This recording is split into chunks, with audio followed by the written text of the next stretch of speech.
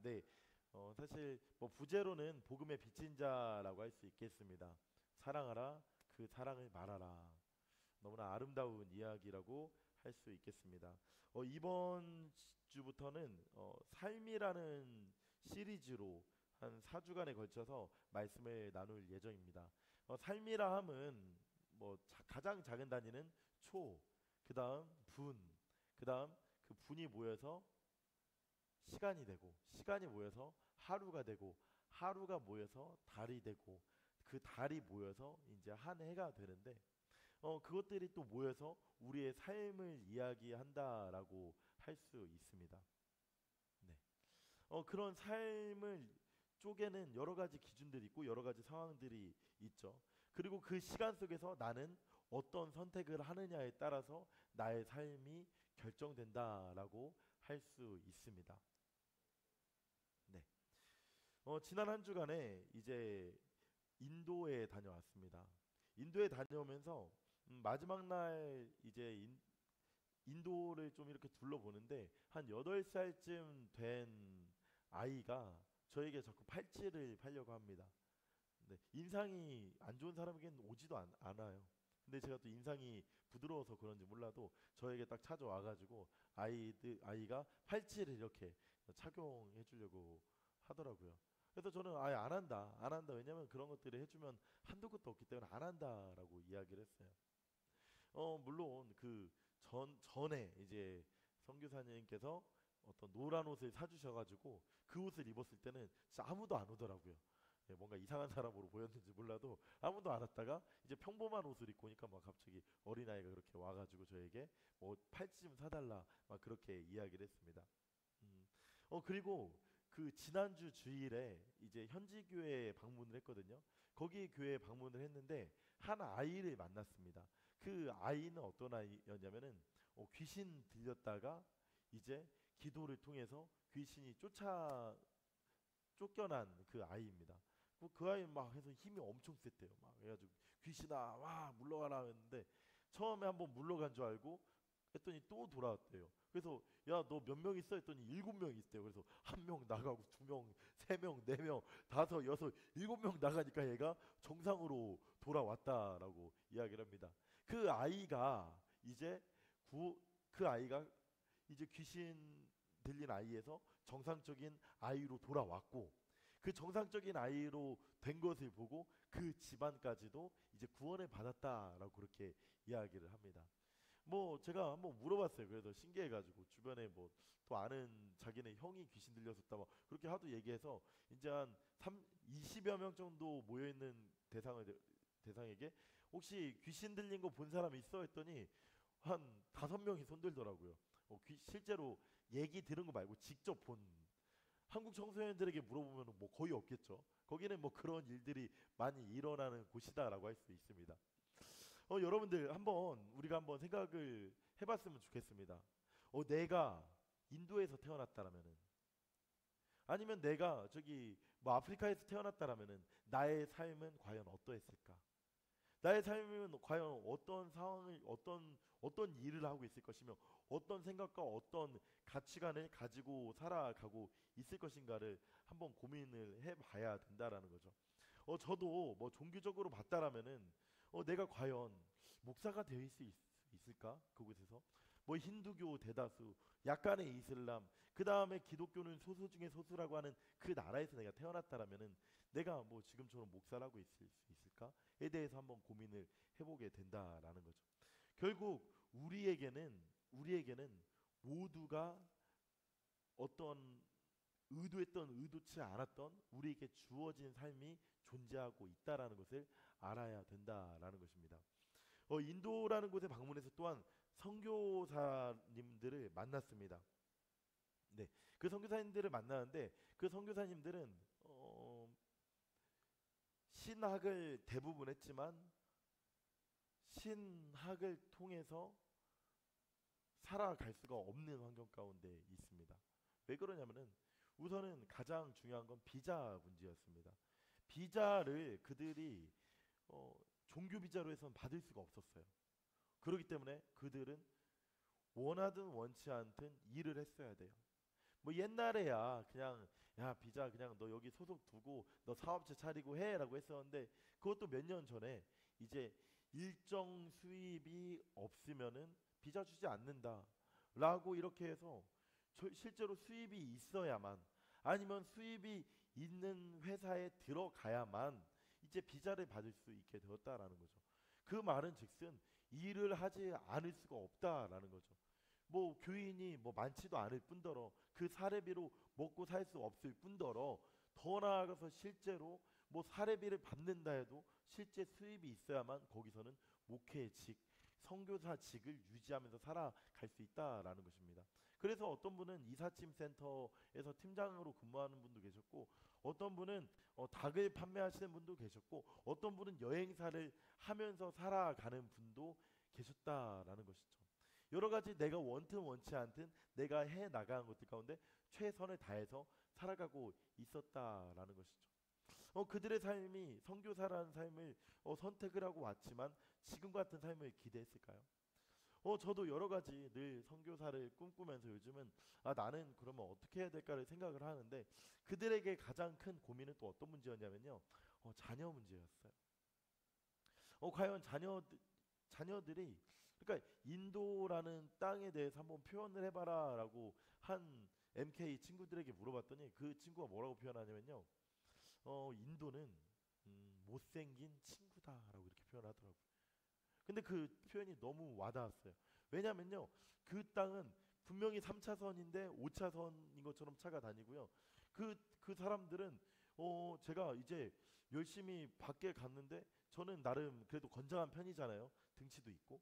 근데도 뭔가 긴장이 돼요. 또 무슨 말을 걸까? 또 이 사람들이 나이가 어떻게 할까? 막 사진 찍자, 뭐 하자, 뭐 하자. 해가지고 여자들하고는 사진 찍어서 다른 데 가서 자기 여자친구라고 하고 다닌다는 거예요. 그렇게 하니까 또 같이 갔던 자매 친구들이 있으니까 혹시 이 친구들에게 뭘 하면 안 되니까 계속 긴장된 상태로 이렇게 다니게 되더라는 거죠.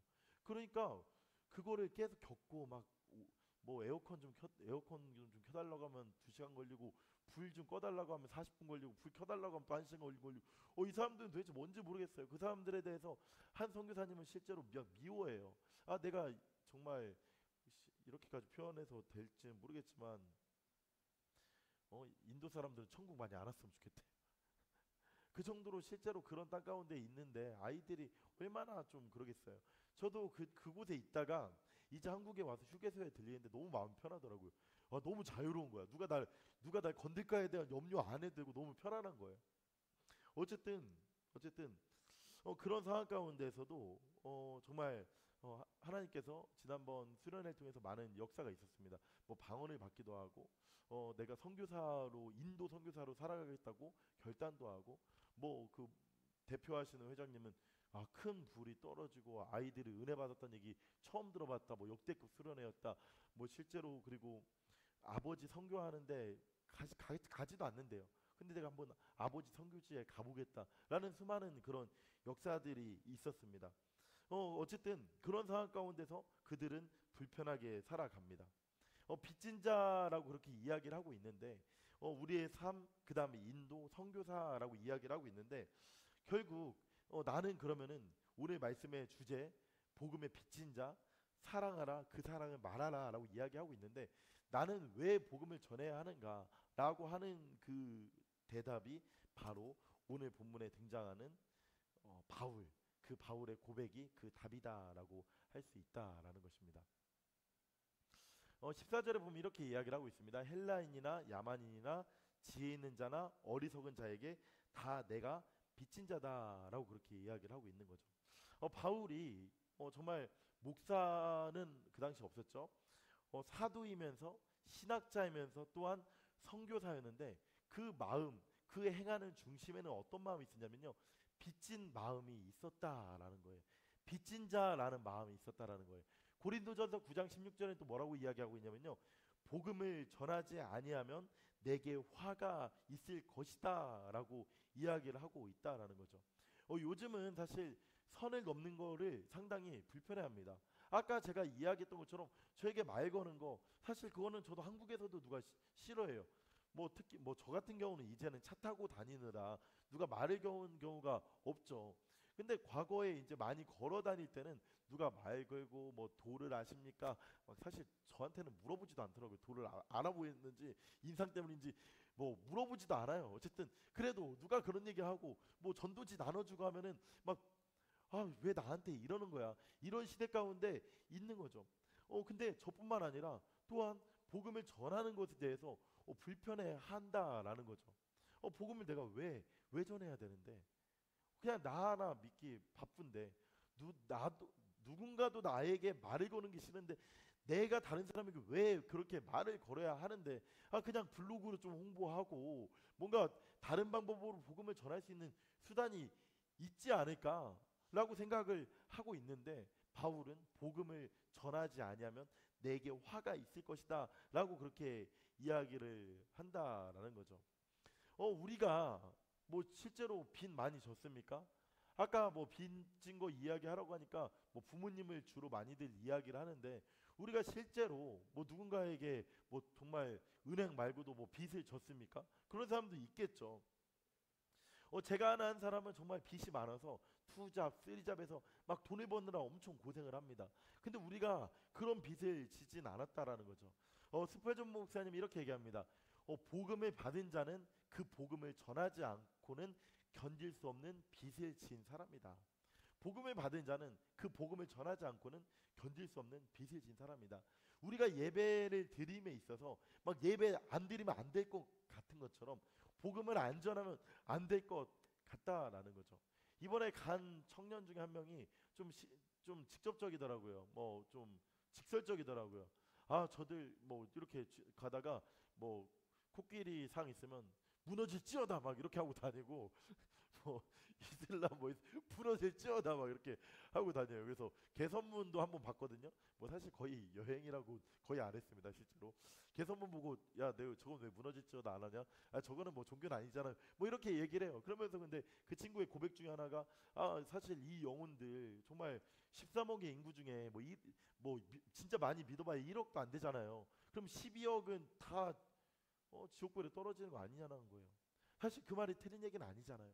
근데 우리들은 너무나 어떤 복음에 있어서 그냥 너무 뭔가 교양 있는 복음, 너무나 깔끔한 복음, 뭐 나쁘지 않습니다. 그러나 그것이 성경에서 말하는 복음을 이야기하고 있는지는 우리가 조금 돌아볼 필요가 있다라는 것이죠. 여기서 아까 말씀드린 것처럼 우리가 중요한 건 뭐냐면은 그렇게 중요한 건 아닙니다. 사람에게 진 빚이 있느냐라는 거예요. 저에게는요, 저는 돌아보면 사실 저를 도와준 분들이 너무나 많이 있습니다. 뭐 아까 뭐 장모님도 이야기를 했지만 장모님 외에도 우리가 뭐 커나가는 그런 과정 가운데 그 이후에도 사실은 정말 내가 이 자리에서 그래도 같이 복음을 전하고 같이 예배를 드릴 수 있게끔 하는 데는 뭐 정말 물심양면으로 뭐 기도로 등등 도와준 사람이 너무 많아요. 그래서 감사해야 될 사람들이 사실 너무나 많아요. 그래요. 그래서 저는 사람에게 진 빚이 있느냐라고 물어보면 네, 예, 있습니다. 너무 많습니다. 라고 그렇게 이야기를 합니다. 그리고 그 빚을 기억하고 감사함을 잊지 않고 살아가려고 합니다. 그래요. 사람에게 진 빚은 그렇다 쳐요. 그 다음에 또 하나 우리가 고민해야 될 부분은 뭐냐면은 내가 하나님께 진 빚이 있는가를 또 고민을 해봐야 되는 거예요. 하나님께 돈은 빌린 적은 없을 것입니다. 그러면 무언가 빚을 졌어야 바울처럼 내가 빚진 자다라고 할 수 있는데 여러분들은 어떠십니까? 빚진 것이 생각이 나십니까? 고린도전서 15장 9절에서 10절에 보면요. 바울은 이렇게 이야기해요. 나는 하나님의 교회를 박해하였으므로 내가 나된 것은 하나님의 은혜로 된 것이니라고 이렇게 하고 있습니다. 근데 이 말씀에 비추어 보니까 내가 당장 뭐 바울처럼 예수 믿는 사람들을 박해하진 않았어요. 그러나 내 삶을 돌아보면은 하나님이 나의 참 구주이시고 참 아버지라고 이렇게 생각을 해 보면은 저는 할 말이 없어요. 하나님 앞에 잘못한 것이 너무나 많이 있는 것 같아요. 야, 그래. 내가 정말 사람 앞에서 죄도 많이 지었고 하나님 앞에서 참 죄를 많이 지은 것 같아요. 그래서 저도 동일하게 이런 고백을 할 수 있을 것 같아요. 야, 내가 하나님 앞에 정말 죄인이다. 근데 나의 나된 것은 하나님의 은혜로 된 것이다. 내가 정말 그분 아니면은, 나는 그분의 은혜 아니면은 나는 정말 뭔가 할 수도 없는 그런 존재다라는 것을 나 또한 이야기를 할 수 있을 것 같아요. 여러분들은 어떠하십니까? 하나님 앞에 정말 어, 그 은혜로 말미암아 여러분들이 회복되었고 같이 예배드릴 수 있고 한 그 사실을 믿으십니까? 우리가 그 사실을 대부분 인정하실 거예요. 믿을 거예요. 주님을 만난다는 것은 여러 가지 의미가 있지만 그동안 내가 살아온 삶을 비춰보고 조명하게 만듭니다. 그 삶은 나를 용서해 주시고 우리는 그렇기 때문에 내 삶은 은혜로 말미암아 된 것이다라고 이야기를 할 수 있습니다.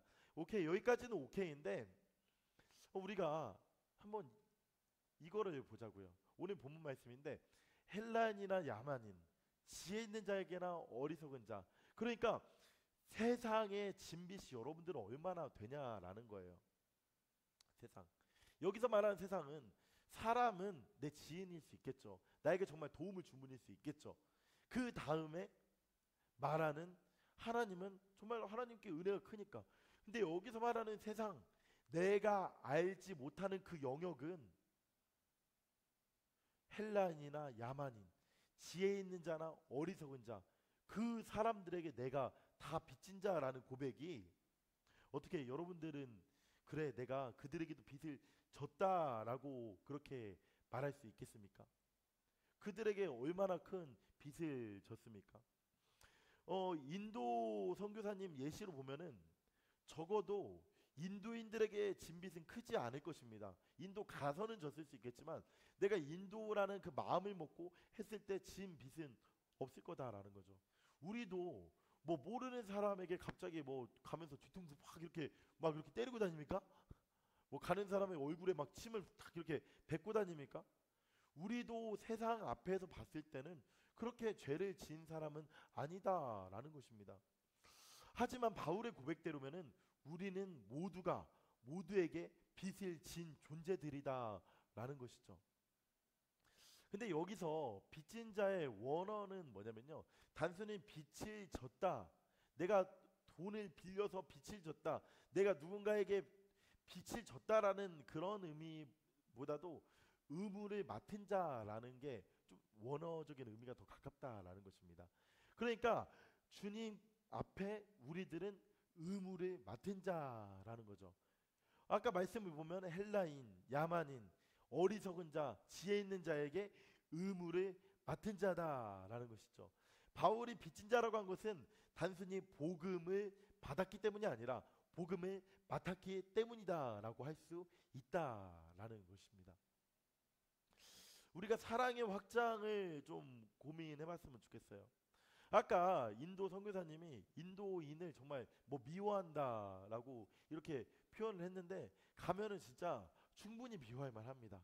한 번씩 진짜 막 열이 받게끔 해요. 어떤 식으로 열받게 하는지 아세요? 이렇게 걸어가고 있는데 갑자기 이렇게 청소를 이렇게 합니다. 청소를 하는데 사람이 지나가요. 근데 물을 이렇게 해서 확 하는데 사람이 한국인들 같은 경우는 사람이 지나가면 멈춰야 되잖아요. 끝까지 해요. 그래서 여기 물 찍혀요. 안 보고 몇 사람 찍었어요. 근데 거기서 뭐야? 근데 그런 일들이 계속 일어나. 줄을 서 있으면 그 사람들은 줄을 일자로 안 섭니다. 지하철이 있으면은 지하철도 아니죠. 버스겠죠. 이렇게 안 서요. 이렇게 일자로 이렇게 쭉 서요. 옆으로 쭉 서다가 이제 또 옆으로 섰다가 문이 열리면은 그냥 막 이렇게 들어가는 거예요. 먼저 성경 중요치 않아. 그러면은 뭐 아이고 나보다 스피드가 있으시네. 아이고 예뻐라. 이렇게 할 수가 있나요? 그렇게 못하죠. 화가 나죠. 열이 받죠. 예. 그렇기 때문에 그 선교사님이 미워하는 마음이 사실 충분히 이해가 됩니다. 여러분들의 삶 가운데도 뭐 다 예쁜가요? 다 예쁘지 않죠. 나에게 그래도 좋은 행동을 하면은 좋은데 나의 마음을 전혀 몰라준 채 막 자기 마음대로 행동을 계속하면은 어떻게 예쁘겠어요? 분명히 우리의 삶 가운데도 호감이 있고 비호감도 있다라는 것입니다. 그 당시에는 차별이 상당히 심각한 사회였습니다. 그 당시에 어찌 보면은 뭐 그 로마가 뭐 식민 지배도 많이 했기 때문에 다양한 인종과 다양한 민족이 있었을 것입니다. 심지어 그 바울의 상황은 자기는 로마 시민권자였지만 자신도 유대인이었잖아요. 그 유대인이고 자신이 유대인으로서 같은 유대인을 얼마나 사랑한지는 로마서에 기록되어 있잖아요. 근데 헬라인, 야만인 그들까지도 자신이 빚을 진 자라고 그렇게 이야기를 하고 있다라는 것입니다. 어찌 보면 여러분들이 정말 지금 한번 용서하지 못할 사람, 막 가장 열받는 사람, 나를 열받게 최근에 열받게 하는 사람, 막 그 5월대에 가서 갑자기 막 갑질해 되는 사람, 그 사람에게 내가 빚진 자다라고 그렇게 얘기를 한다라고 생각을 해봐요. 얼마나 좀 사실 이게 어이가 없는 이야기입니까? 바울은 신분과 관계없이 차별하지 않고 모두에게 내가 빚진 자다라는 고백을 하는 것입니다. 우리가 왜 그 많은 선교사님들이 선교를 나갔습니까? 뭐 인도뿐만 아니라 왜 선교를 나갔습니까? 하나님이 세상을 사랑하기 때문에 아닙니까? 하나님이 세상을 사랑하고 하나님이 인도 땅을 사랑하기 때문에 그 사람들이 선교사님들이 인도 땅을 사랑할 수 있다라는 것입니다. 마찬가지로 하나님이 한국 땅을 사랑했기 때문에 수많은 선교사님들이 한국 땅에 와서 복음을 이야기를 할 수 있는 것입니다. 1973년도에 그 빌리 그레암 목사님이 이제 저기 서울에서 집회를 할 때 300만 명이 모였고 수만 명이 이제 하나님 앞에 회심을 했다라는 거예요. 그 빌리 그레암 목사님은 뭐라고 얘기했냐면요. 하나님이 나를 구원하신 그 순간 나는 세상 모든 사람에게 복음의 빛을 지게 되었다라고 그렇게 이야기를 했다라는 것입니다. 빌리 그레암 목사님은 자신의 구원의 은혜를 빛으로 이해하고 남은 인생을 나는 이제 빚 갚는 인생으로 빚 갚는 일을 하면서 살아가야겠다라고 이야기를 했다라는 거예요. 그래서 전 세계를 다니면서 185개의 나라 가운데 다니면서 2억 명에게 복음을 전했고 우리나라도 그 빌리 그레암 목사님이 왔다 가신 후에 더 막 뭐 물론 1907년 부흥 몇 가지 부흥이 있었지만 그때 집회 이후에 수많은 사람들이 선교사로 헌신하고 지금은 우리나라가 지금은 브라질에 밀렸다라고 하지만 세계 2위의 선교사를 보내는 나라로 되지 않았습니까? 또 이런 얘기를 했다고 해요. 나는 빚진 자이기에 복음을 전할 뿐이다. 그리스도의 사랑을 나만 알고 있을 수는 없다. 복음은 단순하다. 예수님이 당신을 사랑한다는 사실을 알아야 한다. 우리는 복음 전하기가 무척 어렵다라고 생각을 합니다. 내가 어떻게 할 수 있을까? 내가 어떻게 하면 복음을 전할 수 있을까라고 생각을 하는데 빌리 그레암 목사님이 이렇게 얘기를 했다고 해요. 모든 사람에게 동일한 메시지를 전도하면 됩니다. 가난한 자, 병든 자, 아프리카 천막 아래에서도 미국 대통령 앞에서도 따라해볼까요? 하나님은 당신을 사랑하십니다. 그래서 때때로 틈만 나면은 순간순간 가운데 복음을 내가 어떻게 하면 전할 수 있을까? 어떻게 하면 하나님은 당신을 사랑하십니다 라는 그런 메시지를 전할 수 있을까를 늘 고민하면서 살아갔다라는 것입니다. 목사님은 또 복음의 빛을 갖는 방법을 이렇게 이야기를 합니다. 한번 따라서 해볼까요? 사랑하라. 따라해볼까요? 사랑하라. 몇 명 안 되지만 50명 있는 것처럼 얘기해봅시다. 사랑하라. 그리고 그 사랑을 말하라. 아멘이십니까? 우리 사랑하시기 바랍니다. 그리고 그 사랑을 말하시기 바랍니다. 교회의 존재 이유가 뭡니까? 교회의 존재 이유는 뭐 그냥 사람 모으기 위함이 아닙니다. 자꾸만 우리는 복음의 본질을 찾아가야 됩니다. 내가 어떻게 왜 교회 다녀야 될까? 내가 왜 예수 믿어야 될까? 왜 라이즈 처치가 존재하는가에 대해서 우리는 계속해서 교회란 무엇인가를 고민을 해봐야 됩니다. 그리고 그래 교회는 복음 전파해야 돼. 그래 교회를 통해서 양육 훈련해야 돼. 그래 교회를 통해서 교제가 일어나야 돼. 등등 봉사가 일어나야 돼. 섬김이 일어나야 돼. 등등 우리는 계속 교회의 본질에 대해서 고민을 해봐야 됩니다. 가장 큰 교회 본질은 뭡니까? 복음 전파 아닙니까? 복음 전파를 가장 잘 설명한 게 저는 이거라고 생각합니다. 사랑하라. 그리고 그 사랑을 말하라. 사랑하시기 바랍니다. 그리고 그 사랑을 말하시기 바랍니다. 여러 가지 사랑이 있죠. 나를 사랑한 그 사랑, 그리고 또 어떤 사랑이 있습니까? 주님의 그 사랑. 그리고 우리는 또 어떻게 사랑해야 됩니까? 나에게 원수 된 자까지도, 나에게 정말 비호감인 자들까지도 사랑해야 됩니다. 왜? Why? 하나님이 사랑하시니까. 하나님이 사랑하시니까 우리도 사랑해야 됩니다. 하나님이 이 땅을 사랑하시니까 우리도 사랑해야 됩니다. 우리 주변에 뭐 수많은 대학들이 있고 수많은 학교가 있고 이 도시 가운데, 이 나라 가운데 하나님이 사랑하라고 하니까 우리는 사랑해야 됩니다. 하나님이 사랑하시니까 우리도 사랑해야 합니다. 빚진 자들의 마음에게는 이런 열망이 있습니다. 내가 받은 사랑 누군가도 알게 하고 싶다. 그리스도의 사랑은 우리를 사로잡고 붙드는 강권적인 힘이 있습니다. 사랑에 사로잡힌 사람은 멈출 수 없습니다. 복음을 전하는 것은 의무감이 아닙니다. 뭐예요? 사랑의 힘으로 말미암아 우리는 복음을 전할 수 있습니다. 저는요, 복음을 전하는 전선을 만들고 있습니다. 어떻게 보면 네임스를 통해서 예배를 세워나가면서 캠프를 통해서 예배를 세워나가고 복음을 전하고 있습니다. 그 라이트온을 통해서 학교에서 드리는 예배를 꿈꾸고 있습니다. 또한 선교 사역을 통해서 이제 세계 선교를 꿈꾸고 있습니다. 그것에 있어서 가장 중추적인 역할을 하는 그 중심이 되어야 될 곳은 바로 라이즈 처치입니다. 우리는 라이즈 처치를 통해서 계속해서 복음 전파의 전진 기지, 복음 기지가 되어야 됩니다.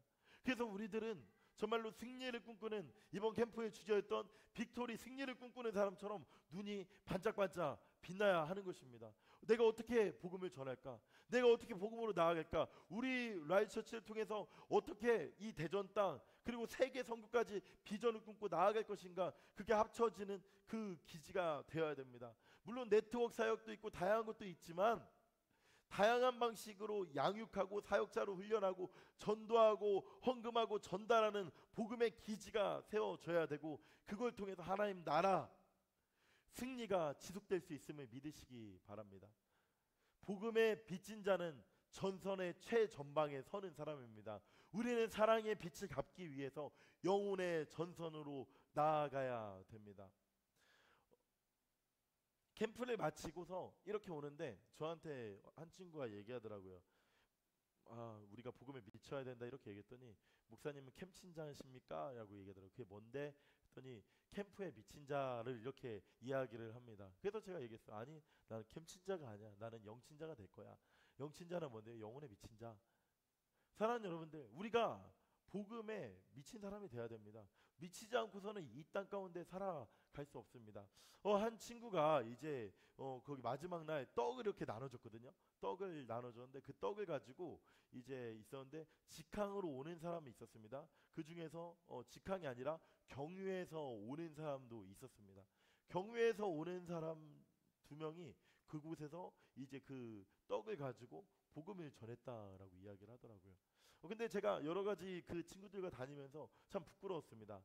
나는 정말 이 땅 가운데 살아가면서 정말 그 친구들처럼 순수한 열정을 가지고 계속해서 복음을 전하려는, 하나님은 당신을 사랑하십니다라는 그 메시지를 전하기 위해서 왔는가? 한 친구는 또 그 얘기하더라고요. 자기는 택시 기사가 무서워서, 여자인데 택시 기사가 무서워서 뭐 앞에선 이야기하지 못하고 내리다가 복음을 잠깐 이야기하고 급하게 도망치듯이 내린다라고 하더라고요. 그 이야기를 듣는데 참 부끄럽더라고요.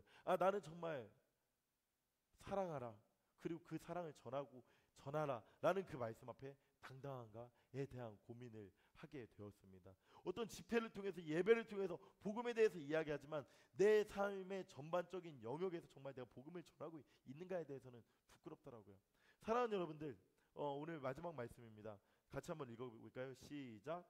내가 복음을 부끄러워하지 아니하노니 이 복음은 모든 믿는 자에게 구원을 주시는 하나님의 능력이 됨이라. 먼저는 유대인에게요 그리고 헬라인에게로다 라고 그렇게 이야기를 하고 있습니다. 로마 제국의 중심인 로마에서 십자가 복음을 전하는 것은 미련한 일이었습니다. 로마인들은 힘을 의지하라고 이야기합니다. 철학자들은 지혜를 의지하라고 이야기를 합니다. 그러나 바울은 십자가를 자랑했습니다. 부끄러워하지 않고 하나님의 능력을 자랑했습니다. 내가 능력이 있어서 복음 전하는 것이 아닙니다. 나를 살리신 이가 다른 이도 살릴 수 있다라는 확신을 가지고 복음을 전하는 것입니다. 여러분들 주님의 사랑으로 말미암아 살아나셨습니까? 여러분들에게 정말 어떻게 보면 바울이 고백했던 것처럼 죄인 중에 괴수다라는 그 고백이 사실 나에게도 동일하게 해당되는 고백 아닙니까? 구원이 어떤 능력이 있습니까? 저도 이번 캠프 때 막 3박 4일의 캠프 때 막 첫날 뭐 잘 됐어요. 둘째 날 또 막 인도 어떤 친구가 선교사 결단했어요. 셋째 날 됐을 때 막 제가 설교 막 나름대로 최선을 준비해서 막 이렇게 했어요. 그러다 기도회를 하는데 갑자기 그렇게까지 기도 열심히 하는 친구들이 갑자기 이렇게 쳐지더라고요. 그러면서 제가 그 마음 가운데 어떻게 다시 기도했냐면 하나님께서 일해 주셔야 됩니다. 이 부족한 종은 하나님 앞에 할 수 있는 것이 하나도 없습니다. 그리고 그날 뭐 정말 방언받는 역사가 일어나고 아이들이 거의 10시 반에 기도회 시작했나 해서 11시 반에 제가 기도회 인도 마무리했는데도 애들이 1시 반까지 정말 간절하게 하나님을 사모하면서 기도를 했습니다. 그러면서 제가 다시 한번 고백했습니다. 하나님이 하셨습니다. 우리 인생에 하나님이 하셨습니다라는 고백이 계속해서 나와야 됩니다. 내가 뭐 이만큼 했다, 내가 이만큼. 그래서는 믿음이 안 커져요. 하나님이 하셨다라는 고백이 나오기 위해서 어떻게 해야 되는지 알아요? 내가 할 수 없는 일을 도전하셔야 됩니다. 내가 할 수 있는 일만 계속해서는 하나님이 하셨다라고 고백을 못해요. 왜? 내가 밥 먹을 수 있어서 밥 먹는 거니까. 근데요, 복음을 전하는 것은요, 내가 할 수 없는 일입니다. 내가 씨앗을 뿌릴 수 있어요. 내가 물을 줄 수 있어요. 그러나 내가 어떻게 자라나게 합니까? 하나님이 하셔야 가능한 일이지. 사랑하는 여러분들, 사랑하시기 바랍니다. 그리고 그 사랑을 전하시기 바랍니다. 그 사랑을 전하는 그 도전 끝에 우리는 하나님이 하셨습니다라는 고백을 하고, 야, 역시 하나님의 능력은 대단하다. 야, 내가 복음을 부끄러워하지 않는다. 나는 정말 뭐 더 이상 부끄러워하지 않고 난 이제 전할 거다. 그리고 내가 전하기만 하면 이 복음은 모든 믿는 자에게 구원을 주시는 하나님의 능력이 된다. 나는 이 사실 믿는다, 신뢰한다, 나아간다. 뭐 교회 개척 안 되는 시대라고 하는 것 필요 없다.